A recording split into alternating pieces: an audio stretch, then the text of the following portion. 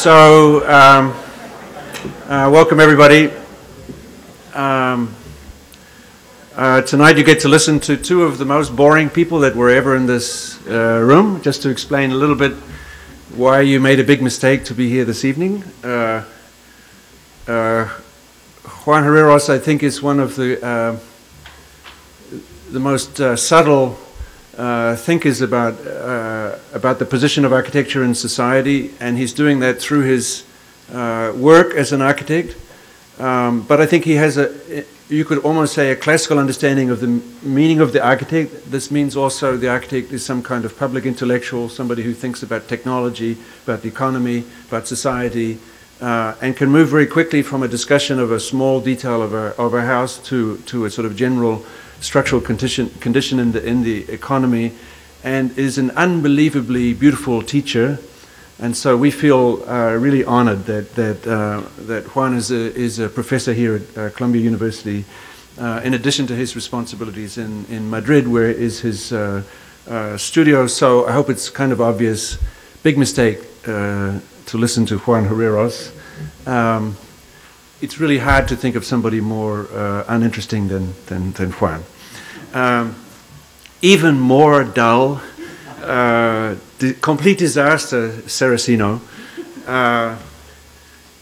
This is somebody that is absolutely not clear. The words architecture and art don't work very well with this guy. In theory, he's trained in both, officially.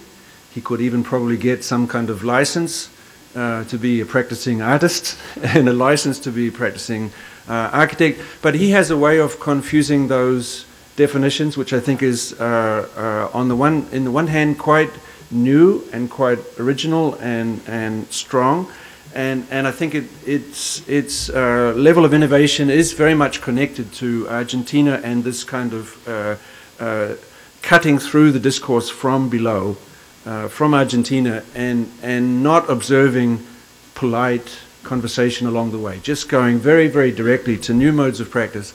But even though it's very new, you will discover, of course, that the echoes of Bucky and others are always there. So something very, I think, beautiful about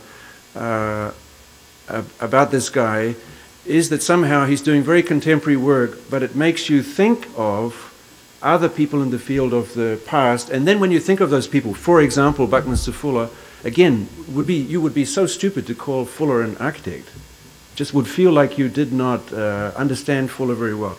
So my general feeling is if you use the word architect with Saraceno, it's kind of a terrible mistake. And Juan, on the other hand, it's impossible to use any word other than architect. So I just think it's a great moment, and I should get off the stage so that you can be bored by them.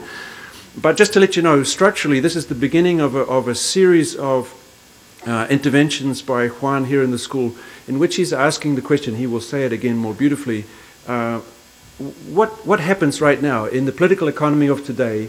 What would constitute the emergent modes of practice? What would be the new forms of experimental positioning by what we used to call the architect in this particular moment of time? So I think his idea is to find these uber dull people and extract from them possible insights into new modes of practice. But anyway, for me, it's a real pleasure that these two guys are with us. For you, it will be a problem, but for me, it's going to be great.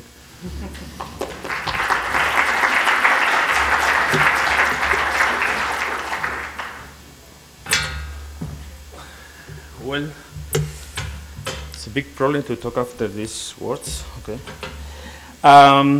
Thank you very much for coming and welcome to this Transgress session. As Mark has explained, it's the first of a series of conversations about blurring boundaries between disciplines. The origin of this series is in a series of conversations with many of you about how methods of working of architects are changing, should change, at the rhythm, at the pace that the world is changing, and also the conditions of our practice is also demanding the revision of our traditional methods of working. And for this, research about what can we really expect about putting in a kind of crisis these traditional methods of working of architects, no? Too much focused on the figure of competitions, commissions, buildings. No? If we accept that there is a kind of crisis with our professional practice, what better than look to very close fields where other people understanding very well this idea of the project, like the main instrument that we use to work, and projects like an open, like a system of thinking, like a strategical way of take, interpret, describe, and act over the reality.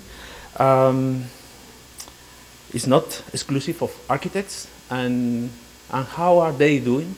Perhaps is what our most interesting and first step to bring something, to try to rethink our systems.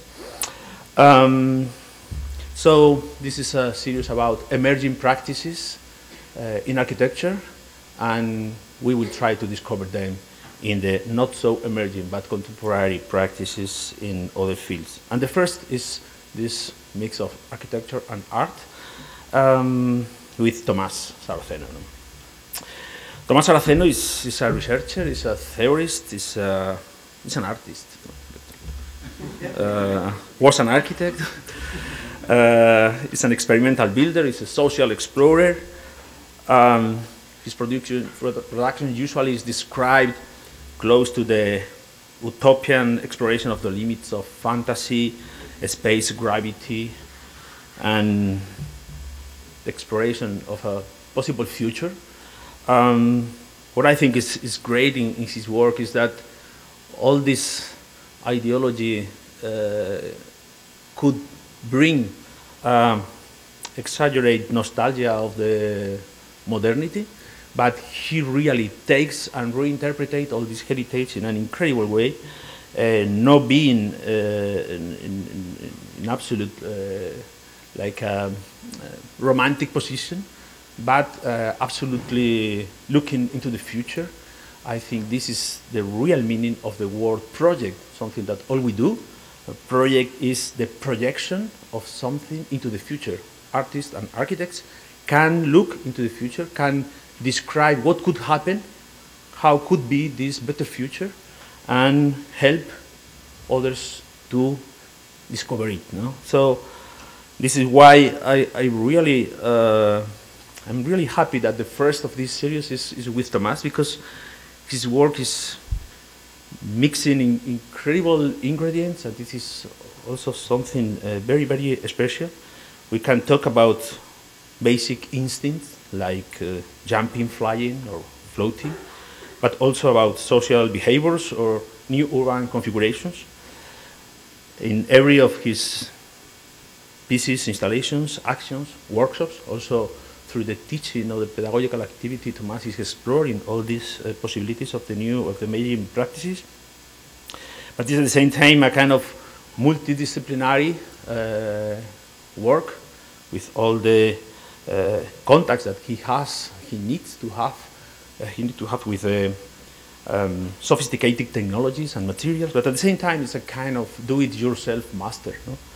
And I think this mix of sophistication of the ultralight, like you can see in this image, but at the same time, we are talking about the construction of a new geopolitical for humans. No? I think most of you know his work, but it's necessary to mention that Biennales, Venice especially, 3 years ago, were the big international presence of Tomás' work, but also the recent Biennale in Istanbul, or the roof of the Metropolitan has received his work. Just to mention some of these special things he has, among many others, he's an advisor of the European Spatial Agency. I really would like to be something like that. No? And is a lecturer of the last Davos conference, something incredible. No? And he's based in Berlin. I think also this mix of Argentina and Berlin is creating great work. No? And now it's active, this installation in the Bicocca, HangarBiococca, that he's going to show. I only want to mention that in 2 months, this installation had 100,000 visitors. Of course, it's a success in terms of number of visitors, but what I think is important is that for these 2 months, this place has been a real public space in the map of the public spaces of the city of Milan, being in the periphery in a kind of abandoned hangar. No? But this is the real intention of this invitation to him. How one small place, one small thing, one very simple invention can transform, can be incorporated to the map of a whole city, because 100,000 people moved there to experiment his proposal. He's going to show us some of his projects, and after that we have a conversation with all of you about, I don't know, spiders, air, nature, future. Welcome, Tomás.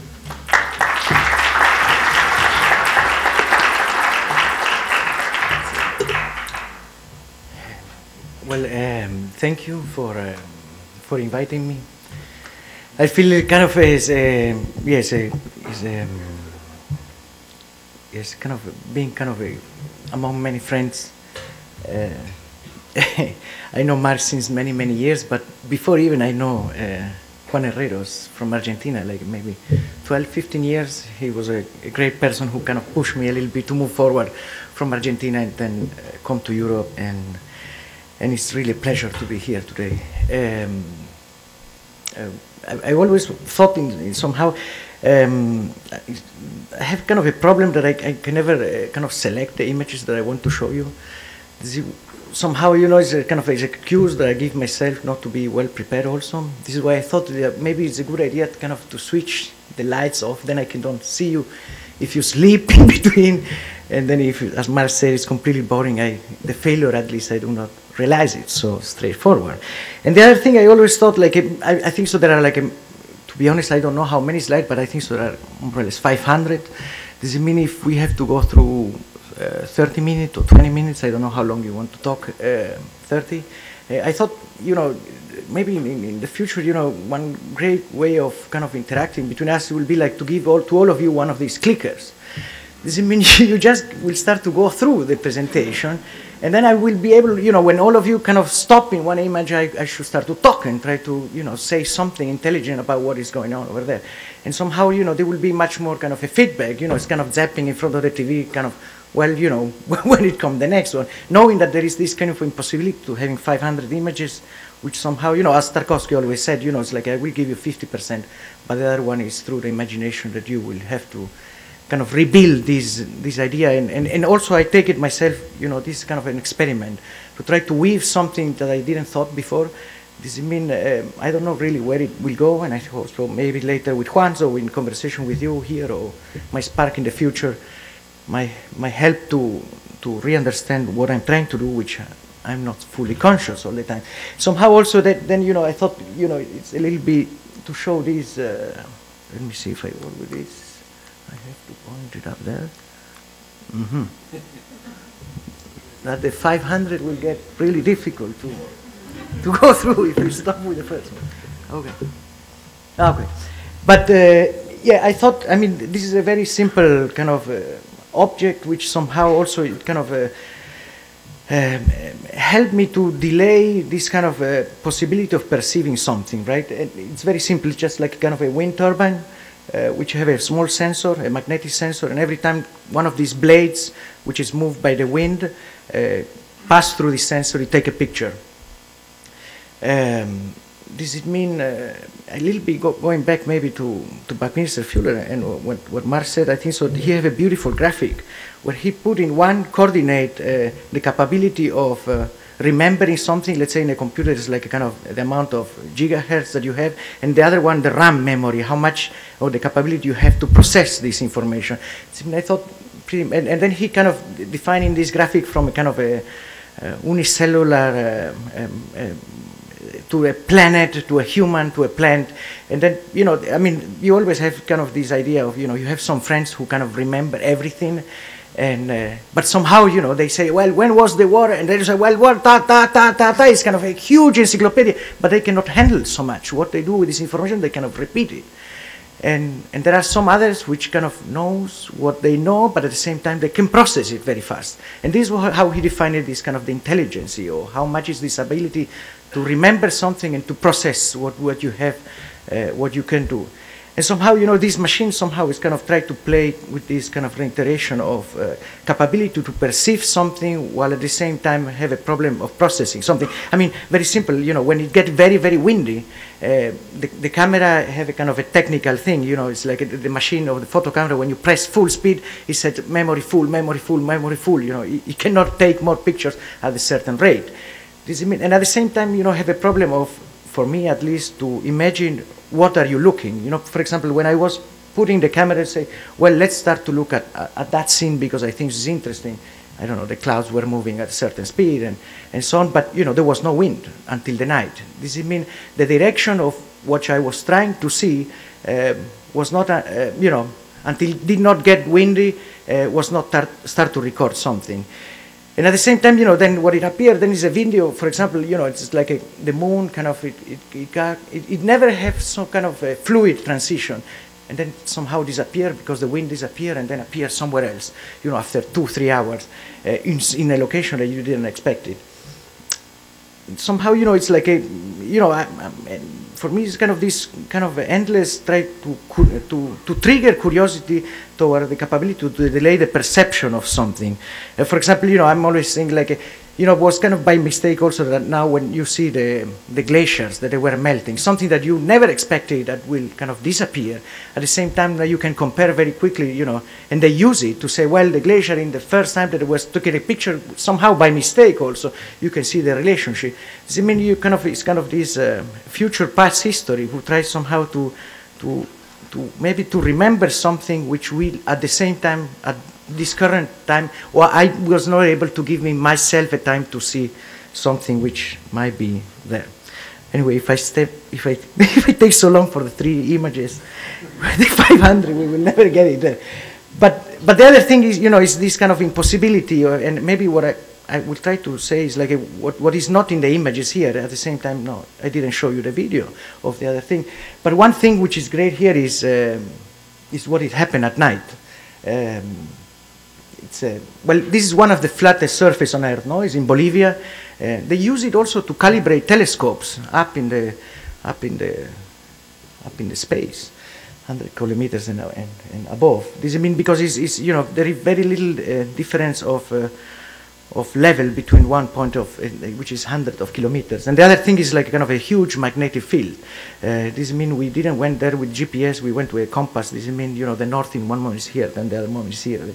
You can get lost all the time, and many of the days you got kind of this kind of blur horizon. But once again, I think so. The images also that I'm trying to trigger to you is like during the night. This is something which is quite unbelievable. Also, when the moon is not there, then you see the shyness. You know, and as you can imagine, you know, you step on it, and then you know the universe is completely projected on the water, and then you start to see kind of the cosmic wave going through the space, which is something which is kind of keep reverberating in my mind.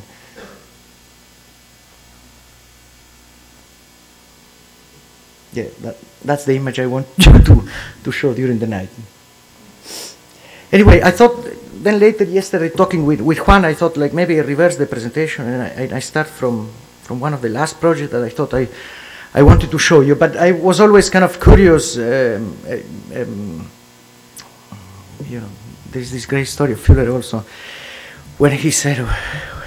Anyway, Mark might be able to tell it before.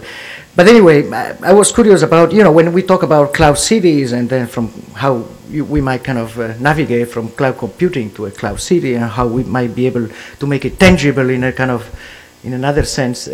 I always thought there is this kind of cosmic scale somehow where I always think, you know, the idea of future flying city. We are already on a flying city, as Fuller might have said, and Spaceship Earth and so on and so forth. which somehow, you know, it got in kind of, you know, the question, it starts somehow with, there are many texts somehow which related the origin of the universe, or at least the Millennium simulation, which have been driven by Volker Splinger at Max Planck Institute, where he tried to explain that the cosmic filaments, or how the universe have formed, have something to do with the three-dimensional spider web. This means when I received the invitation by Daniel Birman to the Venice Biennale in 2009, I thought, well, a very easy idea is like try to reproduce or try to understand how get at least a closer sense of a three-dimensional spider web by putting a web into a box and try to see how the web is done. Now, what we found out, I mean, these are the simulation that they do by the Millennium, is the more precise simulation of the origin of the universe. And what they do, I mean, what we find out is like the more close understanding of a spider web is always bidimensional. Nobody have really studied a three-dimensional spider web. This means every time that I try, the analogy that the astrophysician used to try to explain how is the geometry of the universe is always the closer analogy is this three-dimensional spider web. But what we figured out is that nobody have ever really studied this three-dimensional spider web. Mostly only bidimensional. These are the drawing more precise by Samuel Choquel from the University in Basel. What he do is a tracking motion, but always in two dimension, never in three dimension. These are the cosmic filaments of the galaxies, they say, it kind of form through. Well, this is one of the first attempts when Venice, it start to try to get through, and then some drawing. Then what we did is we just bought a Black Widow, which made this three-dimensional. It's kind of illegal activity to ship it in Germany. Anyway, you can get some dealers who kind of ship it through the post. You have to order it not near the weekend because it gets stuck in the post. And then we put it inside in this plexiglass, which somehow was this geometry of the. And what we were trying to do is like well, here we are trying with soap bubbles because we get so much frustrated with a spider silk, you know. But there is no technologies which somehow can read these filaments. The current machine, not the micro CT scan, yes, could read it, but it's very small. And the emerging properties of the patterns of a three-dimensional spider web more or less have this size, at least of the Black Widow. Does it mean that there was no current technology that we could find who was able to read this geometry? And then, you know, the Venice Biennale was coming up, and then we could not find a system to do it. This means we start to talk a lot with Peter Jäger from the Senckenberg Museum in Frankfurt, and then, well, he also could not find another. I mean, we talked with all specialists of arachnology, spiders around the world, and we figured out that we understood that nobody have ever done it, which is quite true. And then, you know, one day I was playing with a laser instead of with a pointer laser, with a sheet laser, and then I figured out when you intersect let me put it here, with the laser, with the plexiglass, then you see exactly the laser interfering with the web of the spiders. This means then later we went to the Photogrammetry Institute in Technical University in Darmstadt, the Photogrammetry Institute, and then with them we set up this kind of, two cameras, and then we were taking slide by slide, millimeter by millimeter, no? Moving on the way. Here are all the slides, which somehow we reconstruct. I mean, it took like, then later there were like 4 architects, very busy. We were trying to invent a script to try to connect the losing nodes. There was no way to connect them. This means we have to extend them by hand. And then the challenge was to try to rebuild it. Once we have a digital model reconstructed, we wanted to build it in three-dimensional space.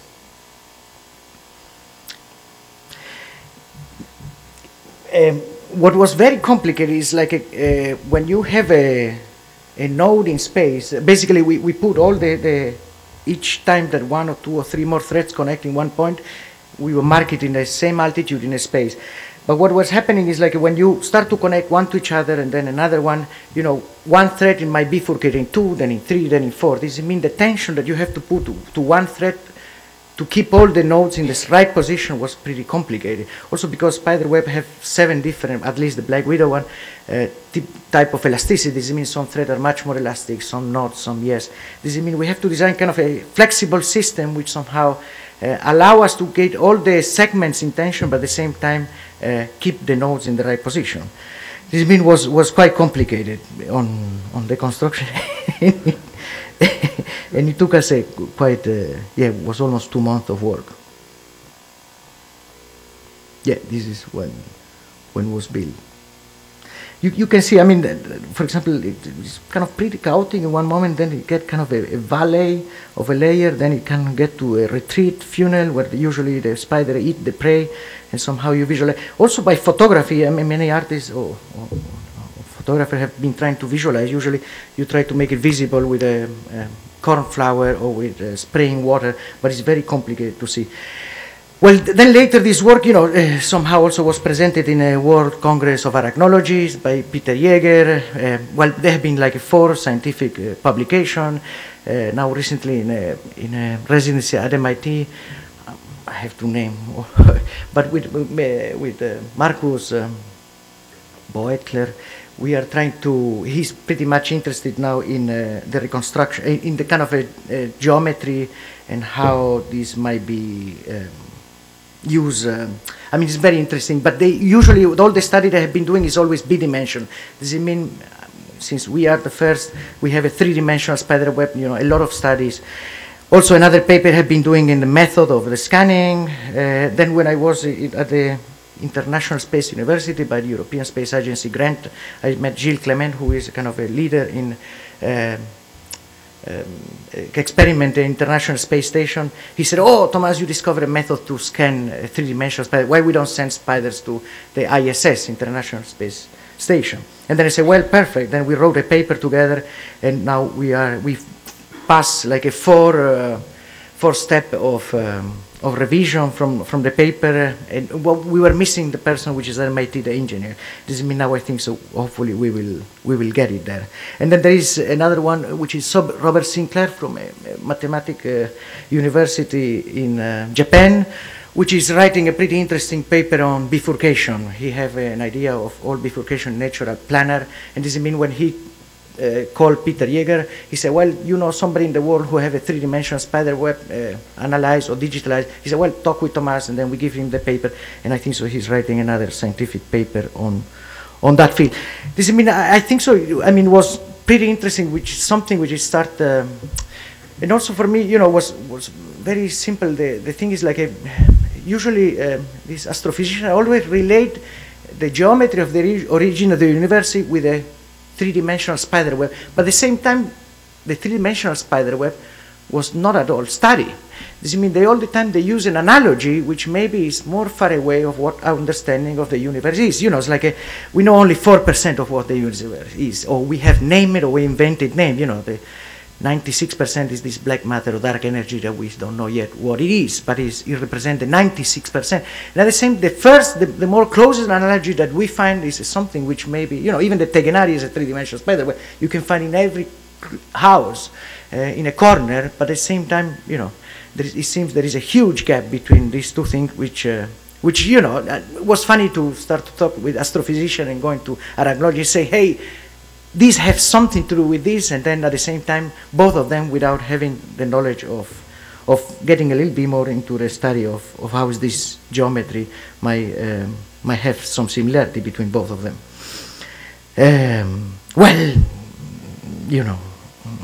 I love the space elevator, what I could tell you, but if we might be able to reproduce, and this is what is Marcus at MIT is doing, he's doing a very interesting study on how music also, and how through music we might be able to interpret the genetic code and kind of resimulate the strength of the spider silk, and there is some properties which are pretty amazing, and it might lead to this idea of the space elevator. This is kind of a very simple idea, but when I was at ISU, it's kind of build a space elevator with balloons, which is not really a balloon, but it's a kitoon. This is a mixture between a kite and a balloon.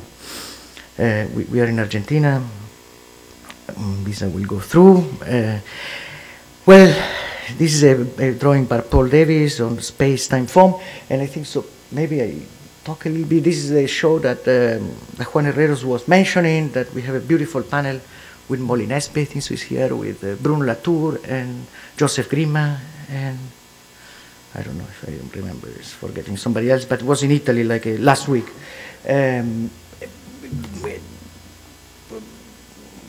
Well, one thing I think so, and Juan also said to me to remember yesterday, it's like going back to here, what it took us a lot of effort is to pressurize all this cube, right?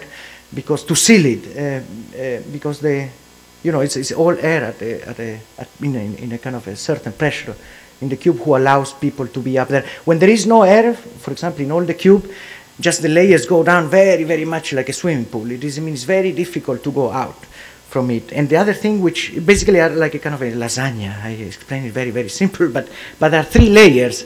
And then, it's like, I like the idea of the space being generated by the weight. It's kind of a very simple explanation of theory of relativity of Einstein. Like as big as a mass of a body of a planet, it might curve time and space.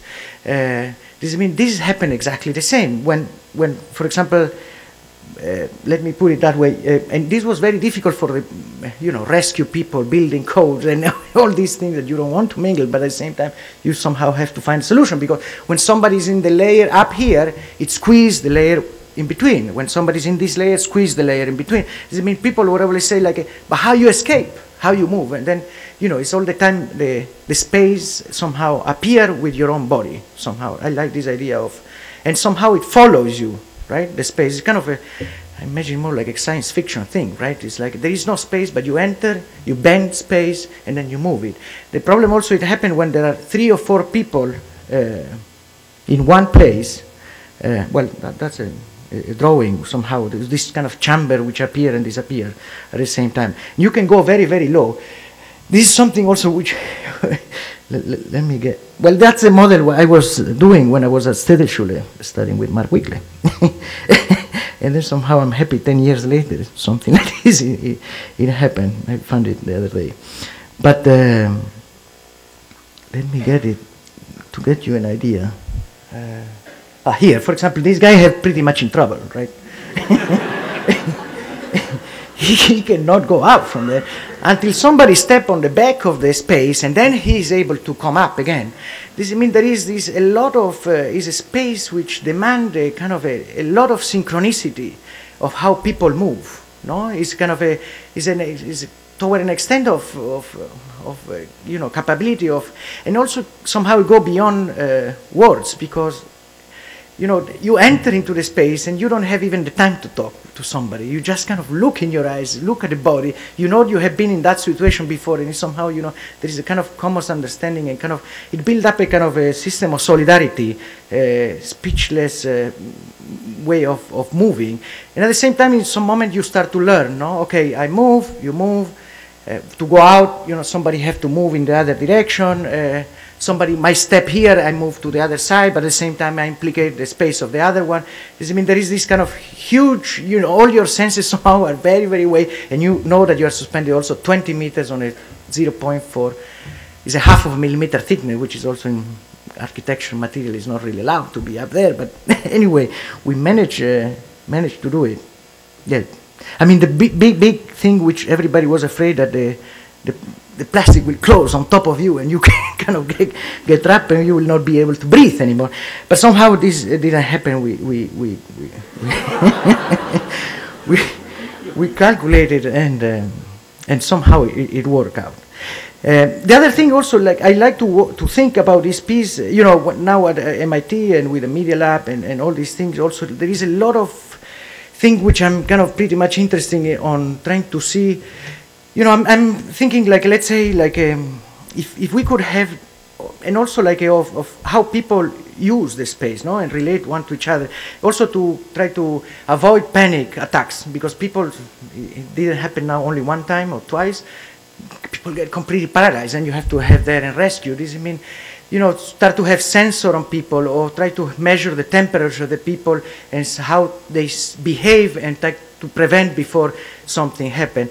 But at the same time, I'm always thinking, it's beautiful. I'm trying to think like how, there is this Internet of Things, or how we can expand the idea of having a space which at the same time it kind of, we could kind of, interrelated as we are building today, let's say Wikipedia or other social platform.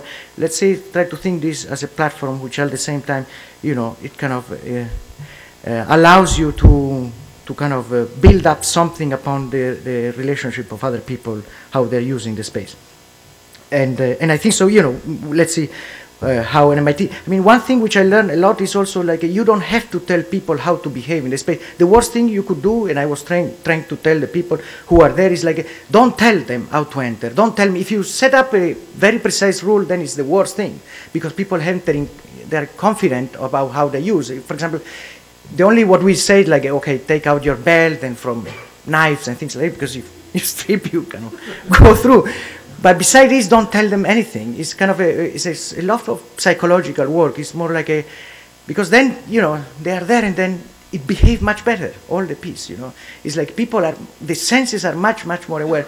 And one thing which I want to tell before is like, then people, start to move, okay, I move, they move. The other thing is like, what I forgot before to say is like, there is a moment where, for example, here there's only one person, but when, let's say, 5 or 6 persons at the same spot, it gets really kind of a black hole. People cannot escape from there. This is a very, very complicated situation also. I don't know if I can show you, but for example, that's the real problem. When people tend to be in the same place, it's very difficult to escape from it, which I think is also like metaphorically something which I like it. And it's very difficult for them also to reestablish this distance necessary between each other to kind of being able again to be in a space that you could move. That's a little bit the idea of not when you don't tell the people how to behave, they behave much better. This was a beautiful conversation with Bruno Latour, how he also kind of we could try to extend this understanding of this new scenario in relationship of how we are behaving in relation with Gaia. And at the same time, okay, we learn how we move, okay, we get all to a hole, it's very difficult to get out, and somebody have to move on the side, and we establish again. And then there is kind of this kind of, let's say, expanded idea of ecology. Let's say I love the book of Felix Guattari when he called about 3 ecology, which he always talk about environmental ecology, but also he expanded terms to social ecology and mental ecology. Let's say I like the idea of these ecologies being at the same time participant. And then, you understand it, but at the same time somebody opened the door down and they forget the 2 doors open. This means all this space collapse very, very quickly. This again, because you have to remember it's always, you are up there thanks to this pressurized space. We will see in another word. This means you have to kind of relearn again very quickly what was this system of communication we have established. Well, the other thing is like, I will start to go a little bit quicker. I also have 20 minutes. How much time? Some minutes still. But one of the idea was also then later to take the same piece and we will bring it outside it's exactly the same work. It had been built as an airship by a company in England who built airship, which then later also have some problem when we try to connect it to the building, just only this very technical thing, but they were not really be able to connect, like an airship. This means we will fill it up, some of the chambers with hydrogen, because helium is complicated there. I know it's quite inflammable, but, and then, the Maldives between 15, 20 years might be able to disappear. And I like this idea of the piece, being in another context, start to, I also propose to, there is a very simple way of desalinization of water here that you usually use in a sailing boat, and also with somebody at MIT we are working out of how you can chill out in kind of this new floating island at the same time drink water from the salty desalinized water. Well, that's some experiment, and this get more into the idea of a cloud city. Just in Davos, I don't know what I was doing there, but it's pretty interesting. The way of how more I was able to engage with maybe the new generation, there is like a 40, which are under 30 years old, is this idea of, from this cloud computing, we might be able to turn it also in a kind of a cloud city or something which, you know, at the moment there are data and a lot of things, but also maybe we might be able to inhabit somehow also, and kind of mix also in how we are kind of learning tools of construction, let's say Wikipedia and other platforms also, how, you know, maybe we can rethink their way of how we build our cities. And how some, you know, you go back to, you know, Friedman and many others architects of rethinking. And, you know, here are just very simple sketches of how this classification of future city might appear from cumulonimbus, stratonimbus, and I use this classification. And this is kind of this modular system that people could aggregate and kind of, you know, it's a kind of a very mobile architecture in three-dimensional space, which I have been busy a little bit with these things, and then flying gardens and well, tillandsia plants are usually in my country. I always say, like, from where I'm from, I always say from planet Earth. People really get disappointed, but anyway, still from planet Earth, we should say. Anyway, these are other with solar panels. You know, it's like there are kind of a little bit, you know, technical thing. In the 60s, there have been many experiments which they make solar balloons. Well, not really solar balloons, but it's a kind of a complicated distinction of what, but in this case the sun goes through, reflect on the Mylar foil, and then bounce back to the center core, which is a flexible solar panel. You concentrate a little bit better the solar energy in this case. Well, these are flexible solar panel. This is a little bit the hub. I'm kind of reworking of what Fuller has said also. There is this project Cloud9, which he thought to make a sphere of 1.2 miles diameter, and with 1 degree of temperature between the inside and outside should be able to float. Does it mean you go back to this kind of from group to individual? Does it mean just only to be in such a sphere just by you breathing inside, and each individual breathing, it might be able to elevate? Does it mean what I've been working is trying to find a structure, in this case pneumatic, to try to reduce this massive thing, and we are thinking of 300 meters. But it's a very simple thing, you know, are different modules connected together to it's like a kind of a wheel of a bicycle, but in three-dimensional. And all these balloons are pulled to the center, and somehow, you know, when you don't calibrate all the spokes to the hub, you kind of get a kind of squeeze egg. But when you start to put tension in all of them, you kind of get very rigid structure. And at the same time, each of these balloons can be filled up with hydrogen or with helium. Anyway, it's a problematic reconstruction of such as, you know, you have to do it all outer space or under the water and then put it into orbit. One thing is like very beautiful. I don't know how many of you have been in a balloon, but one thing, when you are up there flying, it never, there is no wind, right? You move with the wind. The wind does not exist. This is the only problem of such big structures is like when you want to land, right? Because as soon as you move with the wind, there is no problem. You could be also like a very crazy geometrical structure like a satellite. You always say, like, how doesn't break this arm? Even in a kind of a low part of the atmosphere, even when you get into the jet stream, for example, and Max, now I forgot, but the guys who crossed for the first time the Atlantic, or Richard Branson, and so on and so forth, even when they get into the jet stream, even the gondola is not shaking. For example, I could be talking with you in a balloon, flying maybe 10, 15 meters from the Earth. We can be talking one to each other. With Juan, I can put a piece of paper here. It's an open gondola, and the piece of paper will never fall. I will watch at your head, and your head is not shaking. Now I watch down the Earth, and the tree is shaking like crazy, and then it's like, I mean, this is something which never happened. I mean, for me, the first time I was in a balloon, not tether, but flying with the wind, is something really incredible. I don't know how to explain. It's a kind of it's a feeling to be very close to Earth, but at the same time experience something that you never experienced before. Not even in a sailing boat, in a bicycle. There is no other experience that when you move into. This means you can think about a house today here, between architects, with no windows, because there will never be wind, right, in your house, because you move with the wind. This is a pretty fascinating idea. Well, it can move, yeah. Well, here's Bucky, and here's a few chickens, and now we are trying to do a flying cocktail bear, which also turn around when it turns the wind, and how we can collect water also.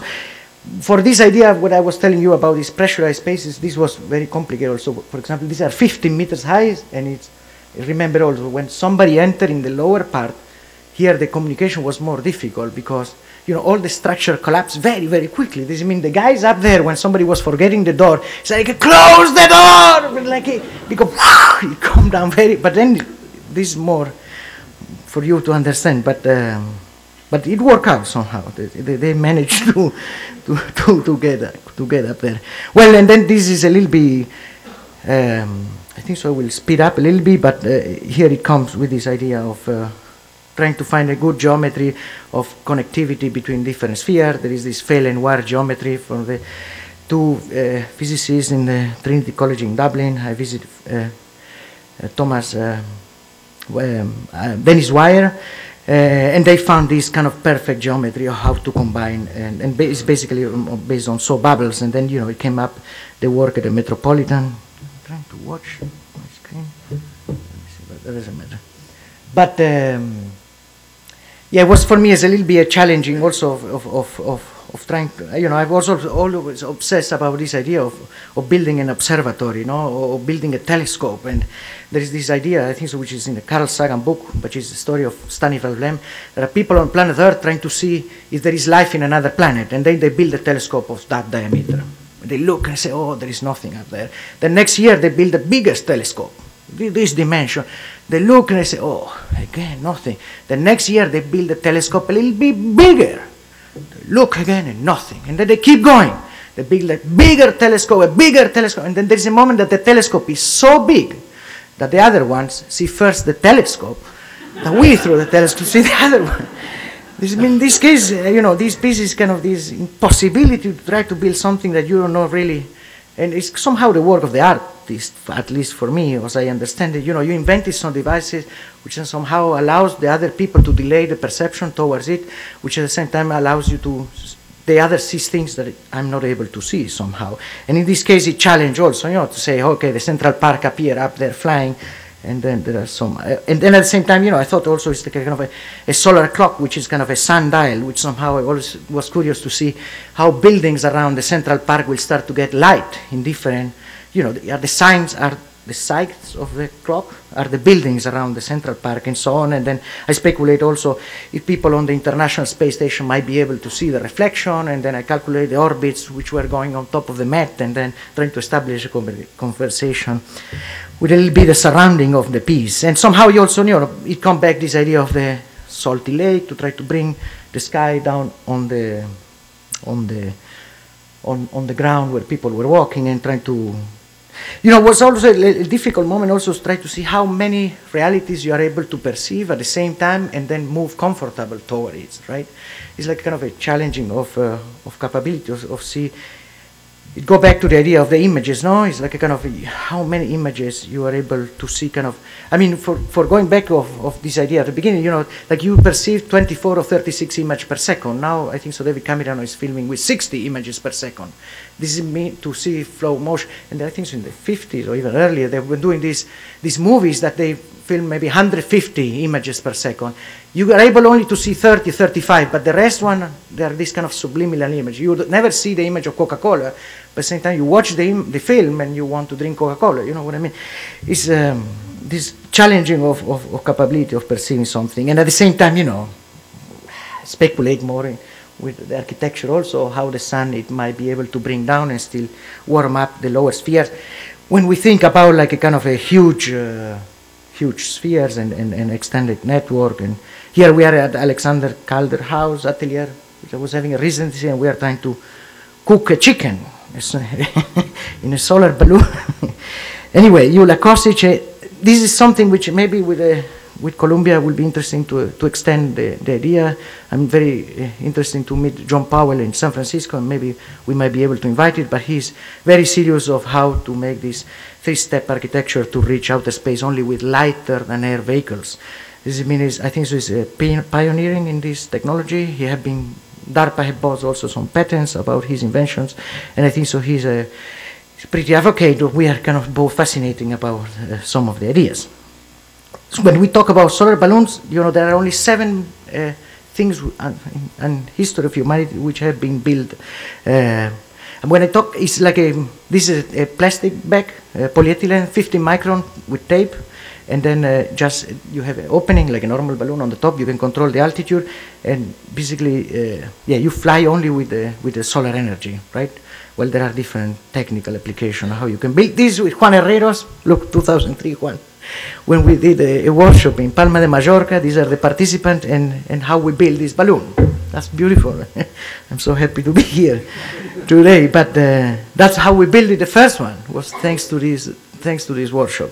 I mean, the crazy thing that we choose this crazy geometry, this Bucky ball, pentagon, and hexagon. But let me see. Less than 1% of bags are recycled. It costs more to recycle a bag than to produce a new one. There is a harsh economy behind bag.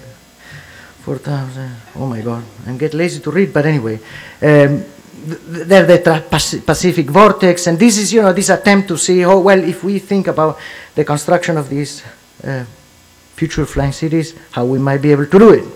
And this is a huge community which somehow now it kind of spread a little bit around. There are many groups and people who are building this, what somehow is called now Museo Aerosol. We glue plastic bags in different groups. Sometimes we come together. It's a kind of a work with Jasmine Raymond from Minneapolis. Here we at the Walker Center have been also guests there with Alberto Pesavento and many other friends. Now we have been a group in Helsinki which they do it completely by themselves, even without anybody from the previous group, which somehow it is in Colombia, Medellin, which somehow is something which somehow it kind of start to have this critical mass that I think so this maybe this experience of navigating in the internet maybe can be transferred also in kind of a geopolitical physical reality also, which might transgress also the way of how we navigate. This was also in Minneapolis in the Badlands.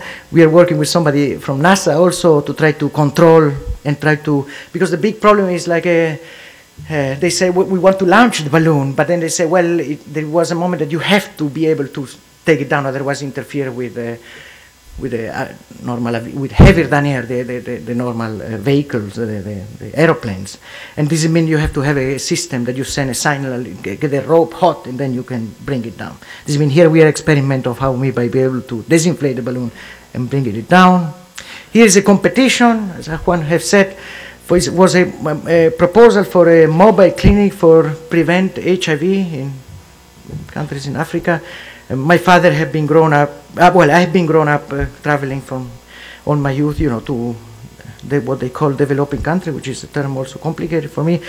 But it's like then there was this idea of thinking, in some countries in Africa also just talk about sex or HIV is something which is completely far from reality, right? And I imagine, as the normal system, let's say the European Union coming with a small track, say, well, today we will talk about how to prevent and with this method and so on, and nobody's coming up because they are so far out of reality of what is happening over there on the conversation they're having that nothing happened.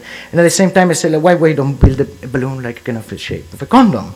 And people could it's like also a way of how to arrive to the village, you see this huge plane coming to the village. What the hell is this? You ask yourself at least what's going on. And then, it's a way to start the conversation, say, well, it's like that was a competition. We went through 1 phase, 2 phase, 3 phase, but at the end we didn't want. The idea was to build it, the thing. Well, I like this guy, which you don't know, he will be launched through kind of a but wider World Web and few ideas. I think so. I can stop it there, no? And then you could. I'm working now with social spiders. I'm bringing a colony of spiders from Ecuador, between 10,000 and 15,000 spiders, and trying to see how they weave. There are very little social spiders. And anyway, thank you. And then Juan, come on.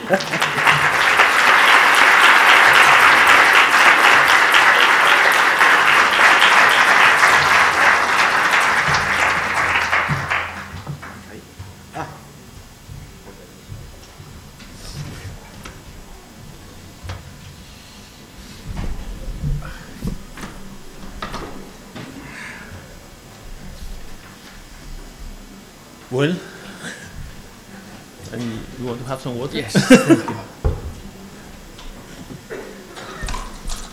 Well, we'll have a fast conversation, yes, not so keep the speed. Yes. Just to have Don't leave. It was so boring. Now it's come the best. Don't give up. You have to invite Anyway. some of the people in the audience also to make some questions, no? But because this is a series about these blurring boundaries, my first question is completely simple and direct about how you work. Give us some fast facts about your office, studio, people, consultants. Yeah. No, it's like no. I was watching now again some or thinking. I mean, it's always pretty amazing, you know. Like, and I think so. You have said once one also. Like architecture is. I think so. There are very little other discipline which are so much. Well, so many people participate, but at the same time, you know, there is this kind of role that at the same, you know, it's like it's one person, one architect, one thing, but at the same time, it's so spread. This, I mean, for architects, I think so. This idea of work with many people is nothing new. Let's put it that way. And what I'm doing maybe a little bit different is, you know, trying to talk an arachnology with an astrophysician, which usually they do not. They relate each other by texts, and they say, well, this is related, but they do not really kind of. I kind of force them to do conversation. Mm-hmm. It's the same like spiders. You know, what I do is like I put a spider who build a web here, in a box, confined space, and then I take out the black widow and I put a tegenari on top, and I'm interested to see how this animal, who usually in nature everybody will build his own web separately, how this other animal build a web on top of the existing web, right? Kind of force this dialogue in between them, and sometimes it works, sometimes more, sometimes less. Good. Okay, I think this the practice you have is itself a project. So you have all these projects, but you have one more. That is this the design of the practice. No? I'm looking at all this work you have done, not in a chronological way, but what we could say there is a relation of the body of the spectator with the work. So in the first work you take the people they are hanged or obliged to do something. In the second generation, you have all these people walking in between, in the space between the spiders. And in the Bicocca one, it's really the implication, absolutely implicated body with this social machine, because I think it's an individual experience. Because you see all these people together, but one of the instructions they give is that you can't be with other person inside.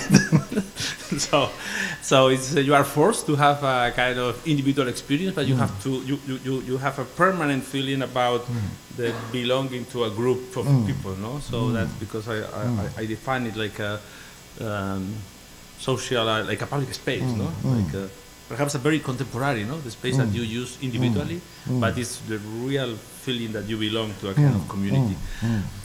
How you feel, or how you describe this idea of creating communities of people around your work, and especially with this interaction of the bodies with the work? No?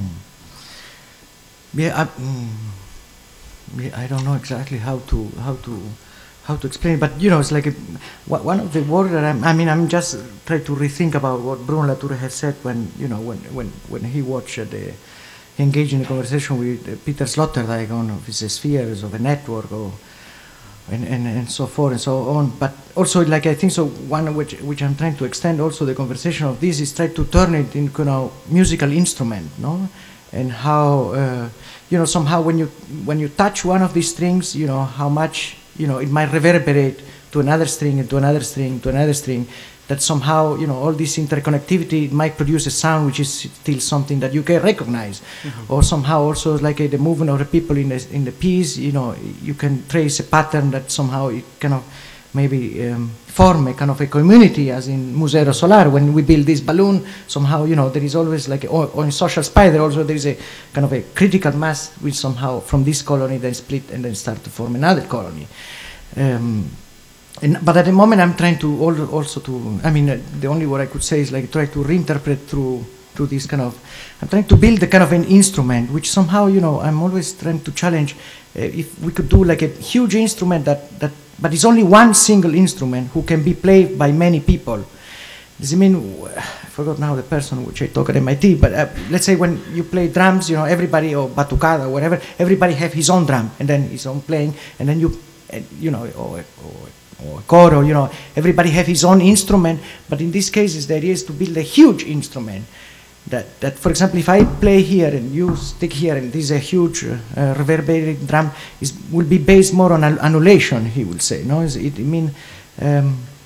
I'm kind of obsessed with the idea of having one single thing which at the same time allows to communicate but in a different way. I don't know. Something is like the proxemics?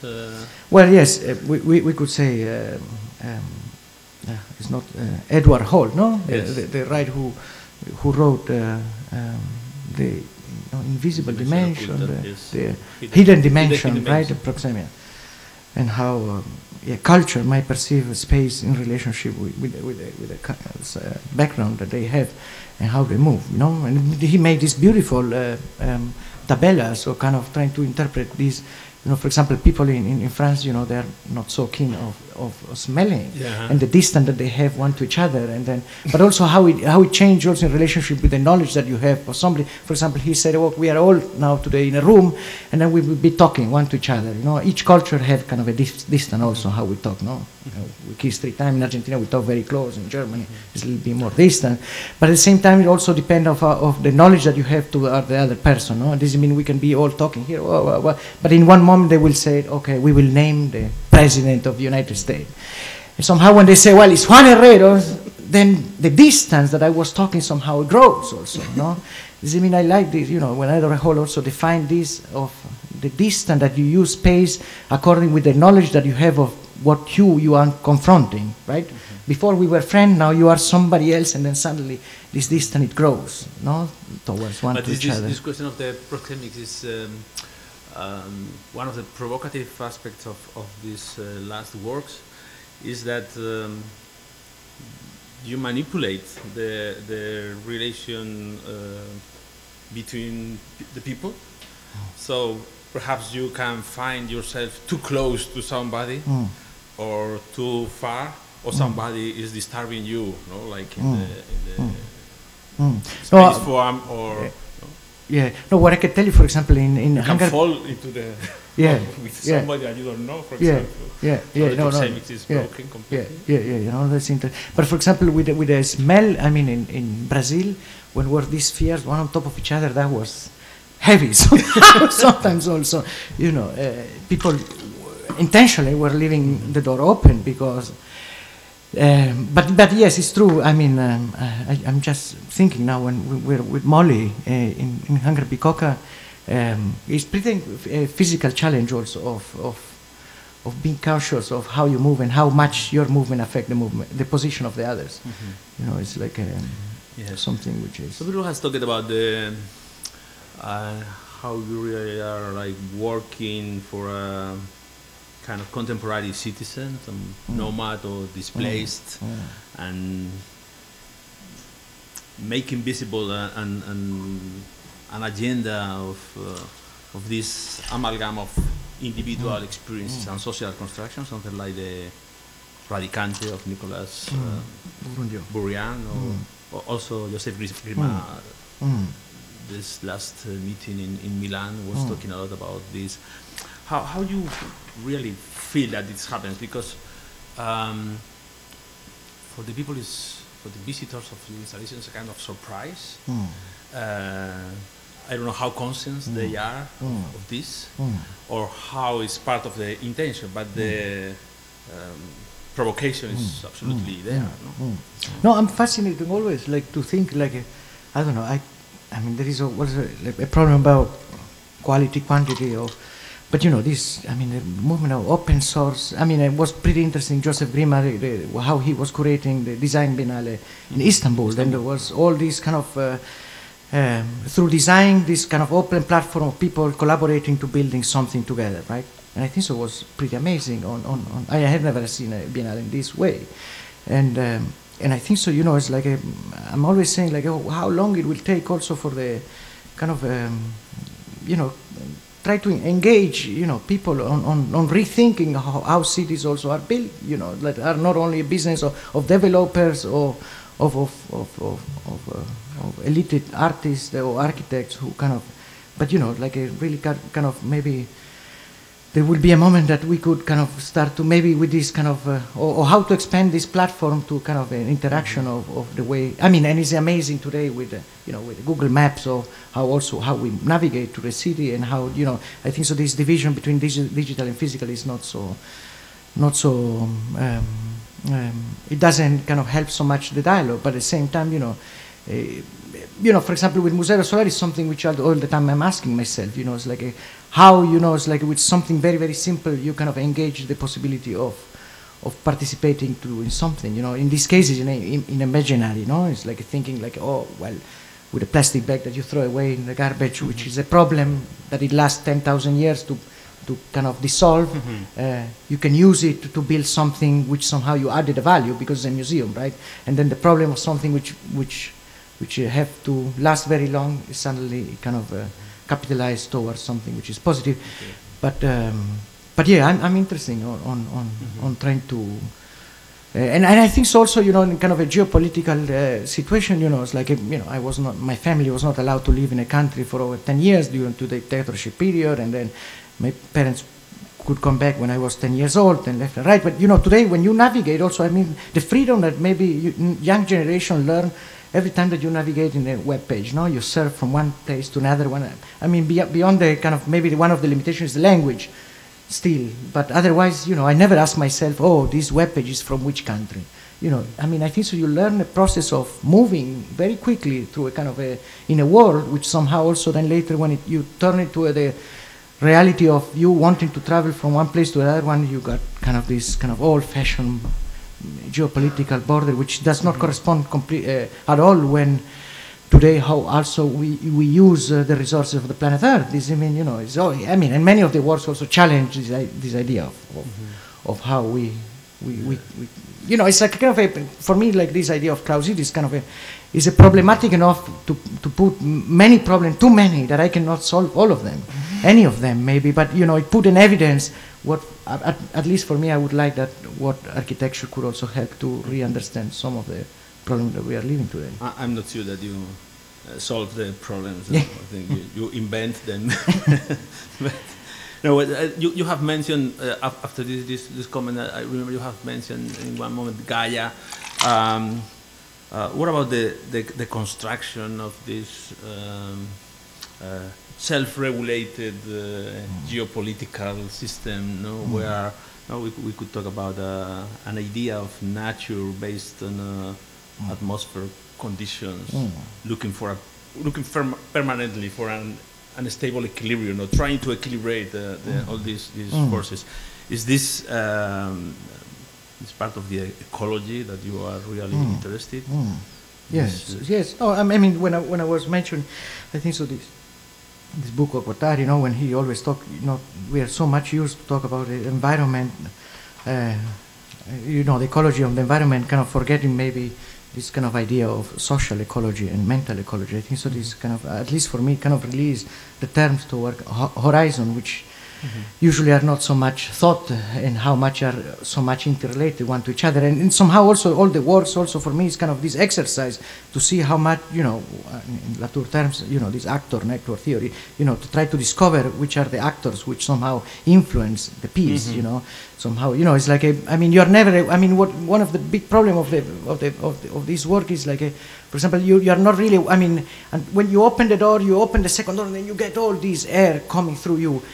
And then you see somebody up there, something happened, but it's not so directly the relationship between people. Then when you are up there, you are aware of somebody entering into the space. Does it mean, you know, I like this kind of you know, that really each breathing of each people in that place, it might change the temperature of the room, who maybe might elevate all the space or change the position of somebody else.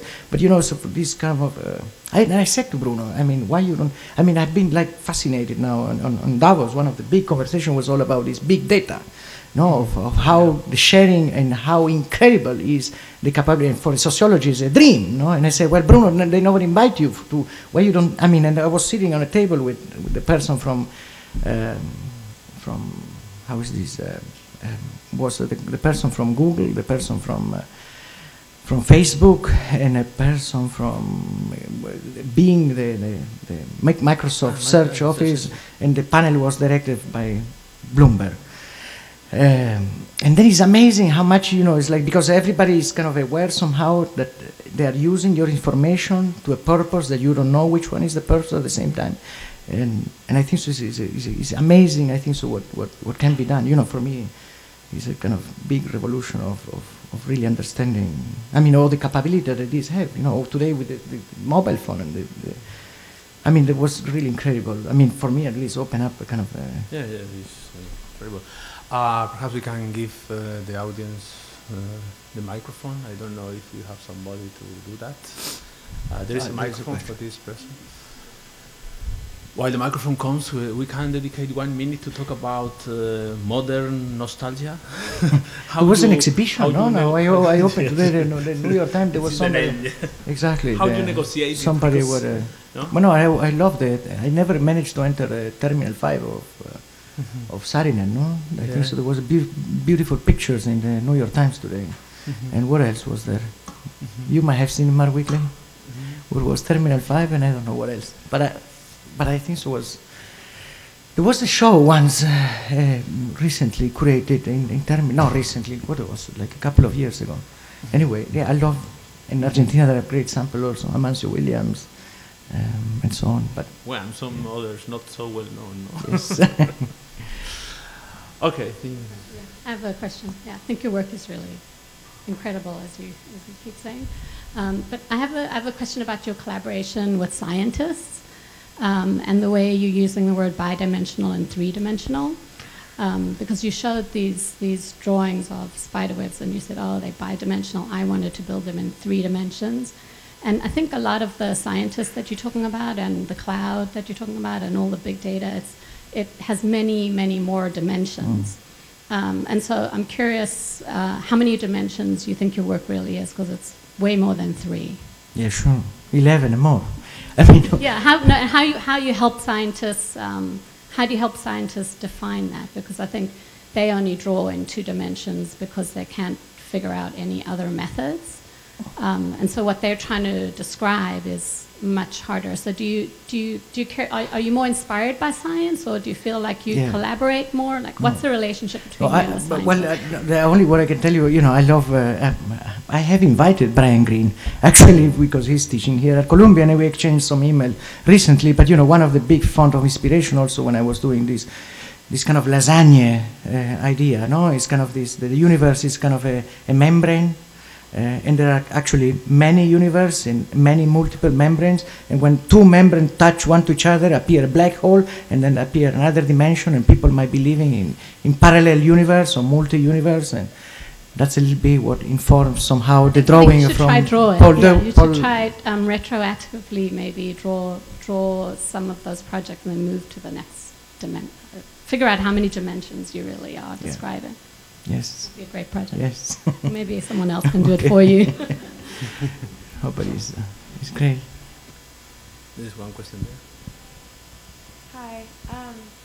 I'm really interested by the fascination you have with creating sort of small micro universes within the larger world. And you know, you've talked a lot about people's behaviors and how they are aware of one another, or more aware within these climates. And I guess I'm wondering if your future trajectory is to propose new ways of living in small communes, or I guess where, I mean, I'm interested in how this can kind of change the way we live collectively?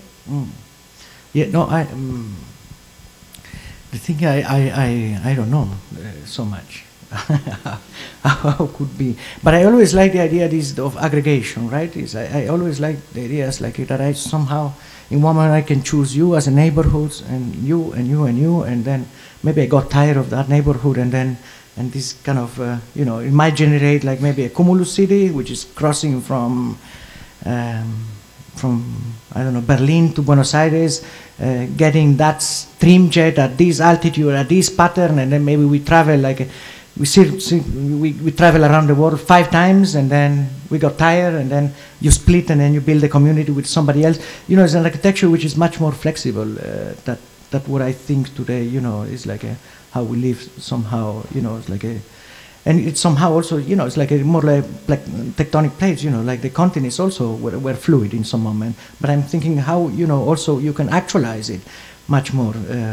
And somehow, you know, it sensibilizes a lot. I mean, it always says like in the moment that we will be able to build a flying city, we will not need them anymore, because we might have learned how to live on the big flying city, which are many on board of a spaceship Earth. Because the challenge that have changed some, it's not only about, one of the more complicated things, the guys who want to cross, when they made a solo around the world with a hot air balloon.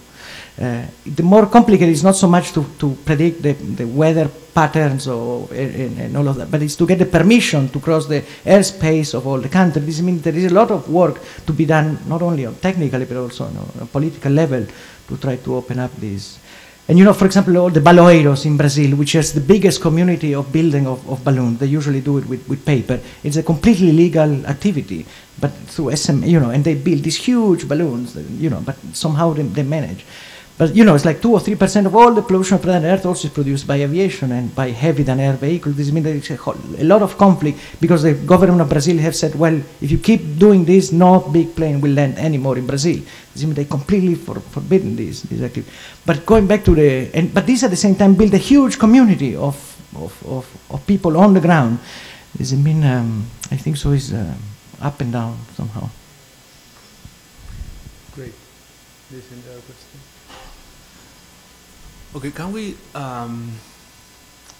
talk about the invisible materials? Because we have talked about this a few times, how everybody is talking about the membranes or the spiders, but the main ingredients of all these works are the 7,000 square meters of or liters of air that you need to keep the membrane, or the sun moving the balloons, or the air moving some of these questions.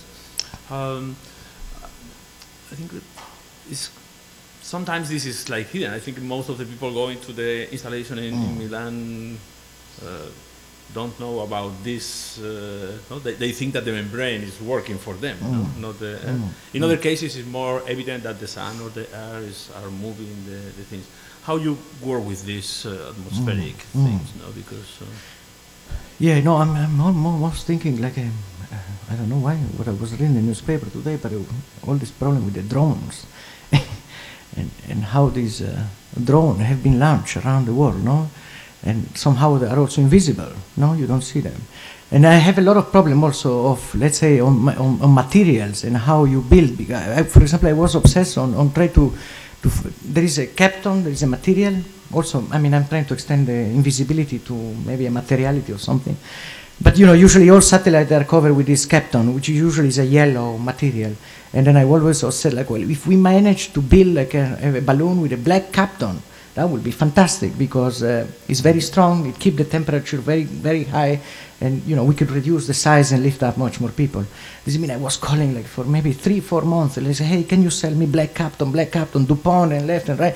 And then in one moment, an engineer said to me like, hey, you will never get black kapton. They cover the stealth and all these aeroplanes, because it's so good thermal isolating that the radars cannot see it. This means if you make a balloon with this material, it will turn invisible completely to the radars of the air.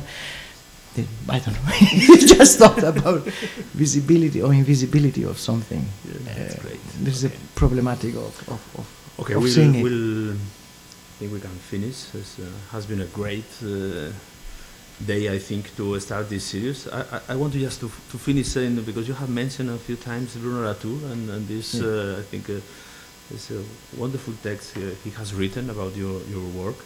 And talking about the installation in the Venice Biennale, he wrote that this can be read as a model for social theory, as a biological interpretation of the trees that hold the walls and components of a cell, as the webbing of some monstrosity spiders, as the utopian projection of galactic cities in the 3D virtual spaces. I think that talking about blurring boundaries is a perfect beginning. Thank you very much. Thank you. Thank you.